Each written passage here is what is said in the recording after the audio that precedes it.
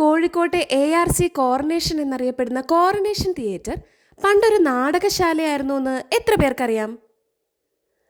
1930 കോഴിക്കോട് പാവമണി റോഡിൽ സ്ഥാപിച്ച ഷാജഹാൻ ഹാൾ എന്ന നാടകശാലയാണ് ഇന്നത്തെ ARC ആയത്. തിയേറ്റർ ആരംഭിച്ച ശേഷവും സിനിമ ആരംഭിക്കുന്നതിന് മുന്നേ പല ടൈപ്പ് കലാരൂപങ്ങൾ അരങ്ങേറിയുണ്ടായിരുന്നു. പത്രപരസ്യം തന്നെ രസമായിരുന്നാലും മണ്ടോദരിയുടെ പരിണയം എന്ന സിനിമയോടൊപ്പം പ്രൊഫസർ കാമത്തിൻ്റെ അത്ഭുത പ്രകടനങ്ങൾ, വാളെറിയൽ, ഫയർബോൾ എന്നിവയുണ്ടായിരിക്കുന്നതാണ് എന്നൊക്കെ. 1938 സെപ്റ്റംബർ 30 മലയാളത്തിലെ ആദ്യ ശബ്ദചിത്രമായ ബാലൻ ഇവിടെ പ്രദർശിപ്പിച്ചിരുന്നു. അങ്ങനെ കാലത്തെ അതിജീവിച്ച് 100ാം വർഷത്തിലേക്ക് ഓടിയെടുക്കുകയാണ് നമ്മളെ സ്വന്തം കോർണേഷൻ.